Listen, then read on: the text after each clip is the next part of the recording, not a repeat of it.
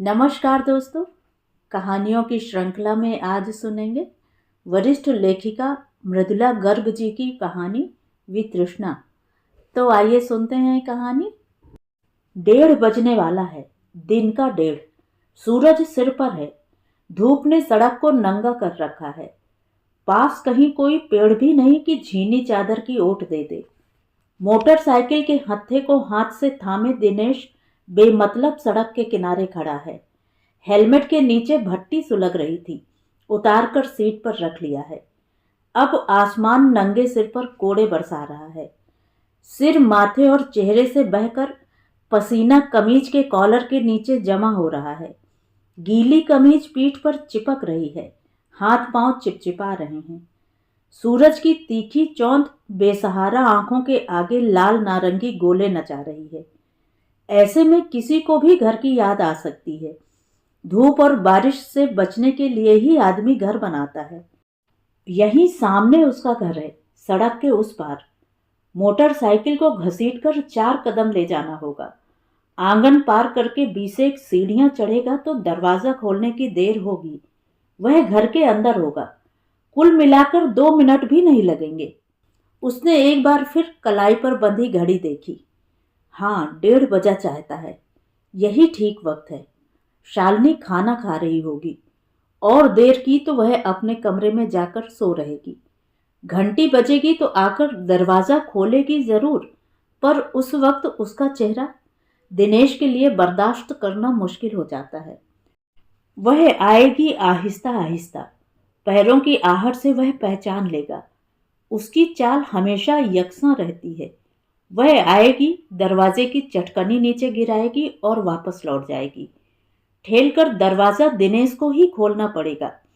अंदर घुसने पर वापस जाती उसकी पीठ की एक झलक देख पाएगा, उसका चेहरा नहीं। फिर खटाक, उसके कमरे का दरवाजा बंद हो जाएगा। वह बाहर वाले कमरे में रह जाएगा, जिसे वे बैठक और खाने के कमरे की तरह इस्तेमाल करते हैं। खाने की मेज पर करीने से खाना लगा होगा।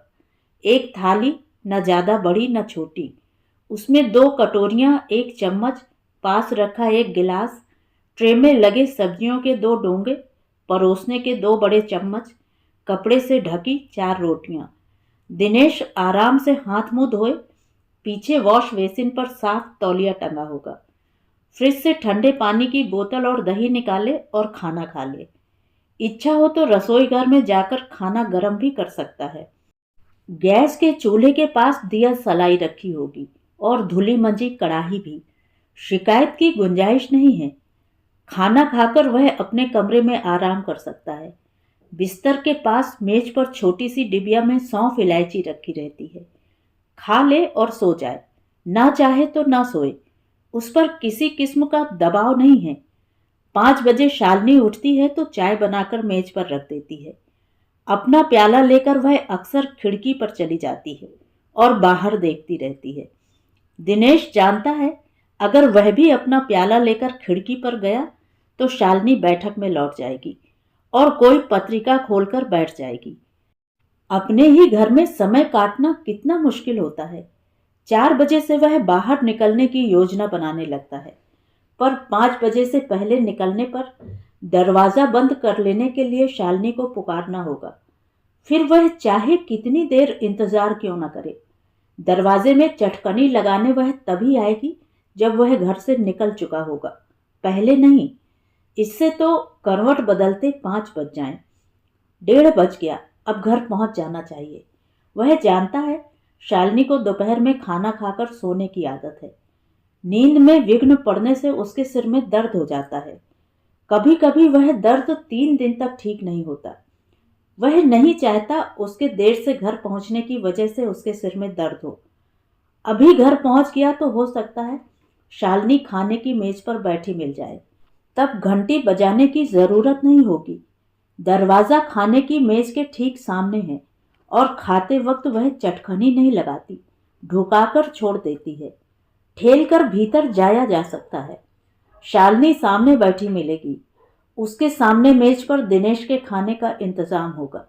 यही एक थाली, 1 गिलास, 1 चम्मच, 2 कटोरियां, सब्जी के डोंगे, कपड़े से ढकी रोटियां। सलीके से अदा किया गया डंडा फर्ज। दिनेश भीतर घुसता है तो शालिनी मुंह ऊपर उठाकर नहीं देखती, चुपचाप खाती रहती है। वह कैसे समझ जाती है कि आने वाला और कोई नहीं बस दिनेश है। रोज वह नए तरीके से दरवाजा खोलता है। शायद वह चौंक कर सिर ऊपर उठाए और एक भरपूर नजर उसे देखने पर मजबूर हो जाए। फिर क्या ऐसा नहीं हो सकता कि बरसों बाद उसे देखकर वह नए सिरे से उसे पहचान उठे? शालिनी, वह कहना चाहता है, शालिनी मैं रिटायर हो चुका, अब मेरे पास कोई काम नहीं है। तुम्हें याद है तुम कहती थी मेरे पास कुछ कहने सुनने का वक्त नहीं है। दफ्तर से घर लौटता हूं तो फाइलें साथ लेकर, हर वक्त काम में डूबा रहता हूं। अब मेरे पास फुर्सत ही फुर्सत है, हम घंटों बैठकर बातें कर सकते हैं। यह तो मैं यूं ही आदत से लाचार सुबह घर से निकल जाता हूं। तुम कहो तो बिल्कुल ना जाऊं। और भी बहुत कुछ वह कहना चाहता है और उसके लिए सही वक्त की तलाश करता रहता है। हाथ मुंह धोकर वह शालिनी के सामने कुर्सी पर बैठ जाता है। खाना परोसता है तो उसकी तरफ देखता रहता है। वह मुंह ऊपर उठाए तो अपनी बात कह डाले, पर उसकी नजरें थाली पर गड़ी रहती हैं और खाना खत्म करते ही वह चुपचाप अपने बर्तन समेटकर उठ जाती है। कभी ऐसा नहीं होता कि कोई जूठा बर्तन मेज पर छूट जाए। ऐसा भी नहीं होता कि वह आंख उठाकर देख ले कि दिनेश खा चुका है या अभी खा रहा है, मेज पर से उठ चुका है या वहीं बैठा है। दिनेश सामने रहता है तो शालिनी का चेहरा चेहरा नहीं रहता, सपाट पीठ बन जाता है। अपनी तरफ पीठ किए आदमी से बात करना बहुत हिम्मत का काम है। दिनेश में उतनी हिम्मत नहीं है। फिर भी एक दिन खाते खाते वह पुकार उठा था, शालिनी। शालिनी के जिस्म में हरकत नहीं हुई। कौर तोड़ती उसकी अंगुलियां चौंक कर कांपी नहीं। शालिनी, उसने और ऊंची आवाज में पुकारा। शालिनी खाना खाती रही। मुझे तुमसे कुछ कहना है। हिम्मत करके वह एक खाई फलांग गया। शालिनी ने मुंह ऊपर नहीं उठाया, न उसका हाथ रुका। दिनेश ने चुप्पी को सुनने की कोशिश की। शायद वह सुन चुकी हो और बिना कहे कह रही हो, हाँ कहिए, मैं सुन रही हूं।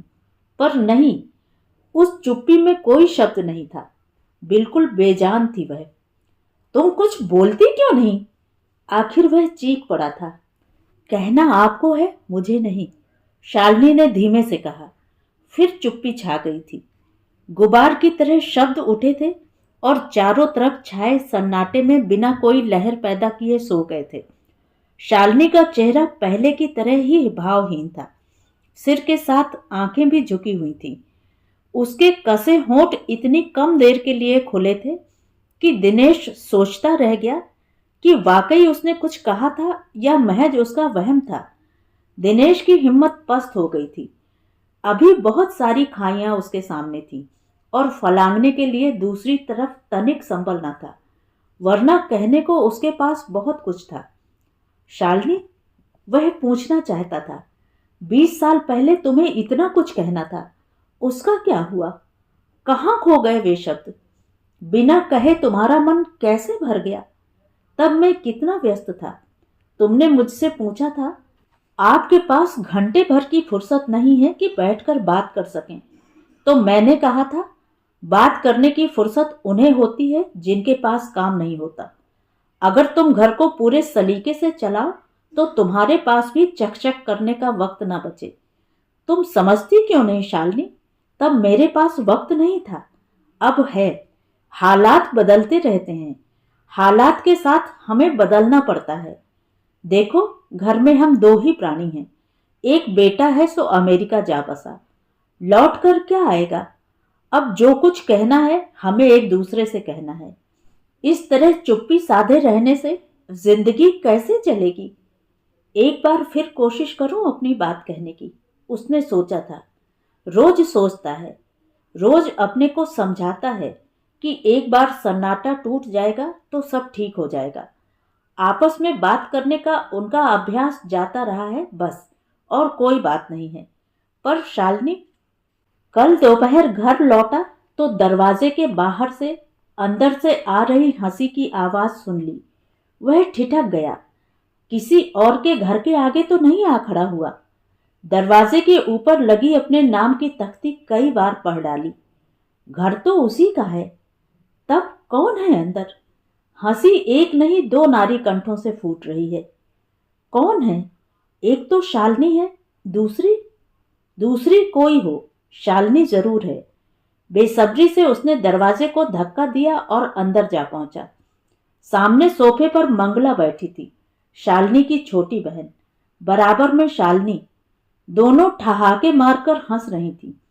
इससे पहले कि हंसी सहसा थम जाने के बाद की चुप्पी कानों को खटकती, दिनेश बोल पड़ा। अरे मंगला, तुम कैसी हो? बड़े दिनों बाद आई। बैठो बैठो। और सब कैसा चल रहा है? सुरेश कैसे हैं? और बच्चे? माधवी के डॉक्टर बनने में कितने साल बाकी हैं? हाँ, और कोई नई फिल्म देखी? वह एक के बाद एक सवाल पूछता चला गया। मंगला बीच बीच में जवाब देती रही। शालिनी चुपचाप पास बैठी रही। फिर वह उठकर खड़ी हो गई। मंगला ने उसे देखा, क्षण भर को झिझकी, फिर वह भी खड़ी हो गई। अरे कहाँ चल दी? दिनेश ने कहा। बैठो बैठो, खाना खाकर जाना, एकदम तैयार है। हमने तो जीजा जी खा लिया, मंगला ने सकुचाकर कहा। खा लिया? ओह, अच्छा किया अच्छा किया। उसने कहा, मुझे देर भी तो कितनी हो गई है। पर आओ, मेज पर बैठो मेरे साथ, चाय कॉफी ले लो। क्या लोगी? नहीं, कॉफी भी हम लोग। चलो मंगला, हम लोग उस कमरे में चलें, शालिनी ने कहा और अपने सोने के कमरे की तरफ बढ़ गई। पीछे पीछे मंगला। दिनेश वहीं छूट गया, आरामदेह सुसज्जित बैठक में, जहां मेज पर करीने से उसका खाना लगा था, संतुलित, पौष्टिक और स्वादिष्ट। उसका मन हुआ सब्जी के डोंगे उठाकर दीवार पर दे मारे, दाल कालीन पर बिखरा दे और चिल्लाकर कहे, सब्जी में बाल है, दाल में कंकड़। शालिनी की इस सुचारू सुव्यवस्थित सपाट गृहस्थी का भ्रम टूटना चाहिए। शोर सुनकर वह अपने कमरे से बाहर आएगी तो वह उछलकर उसके सामने आ खड़ा होगा और उसके कंधे दबोच लेगा। जिस्मानी ताकत उसमें उससे कहीं ज्यादा है और तब तक उसके बदन को झटके देता रहेगा जब तक वह चीख न पड़े। बोलो, वह कहेगा, कुछ भी बोलो, चुप रहोगी तो मैं तुम्हें मार डालूंगा। तब जरूर बोलेगी वह। उसने हाथों में एक एक सब्जी का डोंगा उठा लिया और मेज पर पटक दिया। जिंदगी में कभी कोई वहशियाना हरकत की नहीं थी, अब भी न कर सका। बस लगा लगाया खाना मेज पर सूखता छोड़ घर से बाहर निकल गया।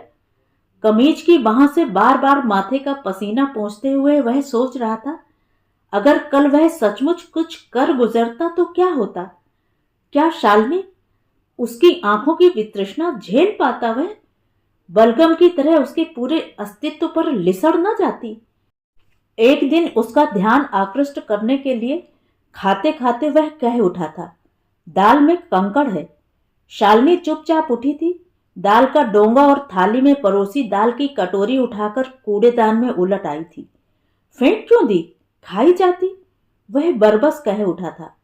शालिनी ने जवाब नहीं दिया था, पर उसके पूरे हाव भाव से जाहिर था कि दाल में कंकड़ होने का सवाल ही पैदा नहीं होता। कहा उसने कुछ नहीं था, एक बार उसकी तरफ देखा भर था, पर वह देखना ऐसा था कि आदमी सब कहना सुनना भूल जाए। कब तक इस तरह चिलचिलाती धूप में खड़ा रहूं? उसने फिर कमीज की बाह से माथे का पसीना पोंछा और हसरत के साथ अपने घर की तरफ देखा। कल दोपहर बाद घर नहीं लौटा, आधी रात क्लब में और आधी पार्क में बैठकर बिता दी। अब जाना चाहिए। इस बार देखा तो लगा उसके घर की खिड़की का पर्दा हिल रहा है। डोरी पर आधी दूर सरकाया गया है, फिर रोक दिया गया है। एक हाथ अब भी वहां टिका हुआ है। शालिनी है पर्दे के पीछे, खिड़की से बाहर देख रही है। जरूर, अगर वह दबे पांव भीतर घुसे और पीछे से जाकर उसके कंधे दबोच ले, उसे जबरदस्ती अपने से सटा ले, आज उसकी पीठ से ही बात करे। हाँ, शायद यही गलती वह करता रहा है। उसकी आंखों में देखकर अपनी बात कहने की कोशिश की है। उनमें अपनापन ढूंढता रहा है और उसकी जगह फैली वितृष्णा से चोट खाकर मूक रह गया है। आज पहले अपनी बात कहेगा, तब उसका चेहरा अपनी तरफ घुमाकर देखेगा। शायद उसकी बात सुन लेने पर शालिनी, उसका हृदय एक दबी उत्तेजना से धड़क उठा और वह मुस्तैदी से मोटरसाइकिल आगे घसीटने लगा। खाना खाकर शालिनी खिड़की पर आ गई। पर्दा एक तरफ खिसक गया है। उसे खींचकर पूरी खिड़की ढक दे तो दरवाजे में चटखनी लगाकर अपने कमरे में जाकर सो रहे। बाहर तो देखा नहीं जाता। उफ, किस कदर धूप है। कितने बरस हो गए वह धूप में बाहर नहीं निकली। जरूरत ही नहीं पड़ती। कोई उससे पूछे धूप का क्या मतलब होता है तो वह कहेगी सिर दर्द। पता नहीं लोग कैसे घूम लेते हैं धूप में बेमतलब। अब वहां उसके घर के ठीक सामने तपते सूरज के नीचे एक आदमी हाथ से मोटरसाइकिल थामे खड़ा है, निरुपाय सा। मोटरसाइकिल बिगड़ गई है शायद, बेचारा। ज्यादा देर इसी तरह धूप में खड़ा रहा तो चक्कर खाकर गिर पड़ेगा। लगता है पसीना खूब आ रहा है। जेब से रुमाल निकालने का भी धैर्य नहीं है। बार बार कमीज की बाह से माथे का पसीना पोंछे जा रहा है। इस तरह वहां खड़े रहने से क्या होगा? मोटरसाइकिल घसीट कर ले जानी ही पड़ेगी। तो जाए, गैरेज बहुत पास नहीं तो खास दूर भी नहीं है। ऐसे धूप के नीचे खड़े रहने से तो लू लगने का पूरा अंदेशा रहता है। कॉलेज में पढ़ती थी तो देखा था, सूरज के नीचे चक्कर खाकर एक मजदूर को गिरते हुए। जमीन पर गिरकर कैसे छटपटाया था और 5 मिनट में खत्म हो गया था। बाद में लोगों ने कहा था समय पर पानी मिल जाता तो बच जाता। उस वक्त किसी की समझ में नहीं आया था कि हो क्या रहा है। यहां भी पास में कहीं पानी नहीं है। क्या पता प्यास की वजह से ही यह मोटरसाइकिल आगे ना बढ़ा पा रहा हो। ना हो तो वहीं एक गिलास पानी उसे दे आए। हर्ज क्या है? उसने फ्रिज खोलकर ठंडे पानी की बोतल निकाली और गिलास भर लिया। वापस खिड़की पर आकर एक बार फिर झांका। वह आदमी उसी तरह वहीं खड़ा है, बार बार उसी की घर की तरफ ताक रहा है। क्यों? कोई जान पहचान का आदमी तो नहीं है? कौन है? कौन होगा? उसने देखा मोटरसाइकिल घसीटता हुआ वह आदमी धीरे धीरे उसके घर के आंगन में बढ़ा आ रहा है। अब उसका चेहरा साफ दिखाई दे रहा है। अरे यह तो! उसकी आंखों के किवाड़ बंद हो गए। शरीर में शिथिलता आ गई। उदास भाव से उसने खिड़की का पर्दा खींच दिया और दरवाजे की चटकनी बिना लगाए अपने कमरे की तरफ चल दी। जाते जाते उसने मेज पर पड़ी ठंडे पानी की बोतल उठाई और वापस फ्रिज में रख दी। जरूरत होगी तो निकाल लेगा खुद। बेसब्री से दरवाजा ठेलकर दिनेश घर में घुसा। सामने शालिनी की पीठ दिखी। वह अपने कमरे में जा रही थी। फिर खटाक, दरवाजा उसकी पीठ पीछे बंद हो गया। दिनेश करीने से सजे कमरे में अकेला रह गया। तो ये थी कहानी। कहानी आपको कैसी लगी कमेंट करके ज़रूर बताएं। और अगर मेरे द्वारा सुनाई हुई कहानियाँ आपको अच्छी लगती हैं तो मेरे चैनल को सब्सक्राइब ज़रूर करें, लाइक करें और अपने दोस्तों और परिचितों में शेयर भी करें। बेल आइकन दबाना बिल्कुल भी ना भूलें। धन्यवाद।